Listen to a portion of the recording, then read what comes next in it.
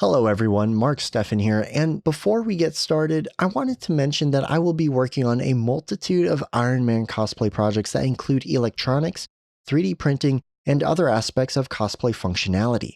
If you want to know more, you can subscribe to my Patreon in the link below.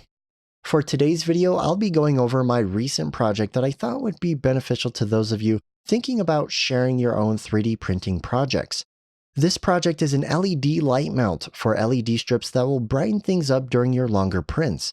If you're interested in purchasing these LED strips, the link will be provided in the description down below.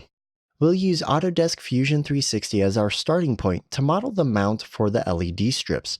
You don't have to use the same LED strips, but if you purchase a different set and need some guidance to make your own stands or mounts, this section could help you get started.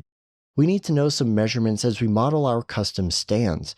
We know that the top part of our metal frame uses a V-slot linear rail that's 2 cm by 2 cm in width and height. This gives us a base on how we should model the clamping end of our mount. Each LED bar is 1.7 cm wide, 0.8 cm high, and 30.3 cm long, which is about a foot long. I thought the quickest way to get a mount going here is to make one mount we could print 4 times. So there can be one mount on each end of the LED strips. I modeled the stand to be a perfect fit around the linear rail, while the LED mount portion would be slightly bigger than the dimensions I mentioned earlier. Depending on your 3D printer's capabilities and consistencies, you may need to change your own 3D model. Don't forget that there's also the control knob for turning it on, off, and adjusting the LED brightness. For this, I modeled a simple bracket that snaps on top of the side frame of the CR10 3D printer, behind the second Z-axis. I also kept in mind the upward spacing needed for the Z-axis cabling so it could be tucked underneath. After exporting the model from Fusion 360, I printed the first mount slowly since I've been dealing with some 3D printer issues recently. Thankfully, the first mount I printed turned out fine after some setting adjustments. It occurred to me that it could have been a better print by trying to batch print, but when I tried to print the last 3 mounts as a batch, my hot end got a pretty bad clog as a result.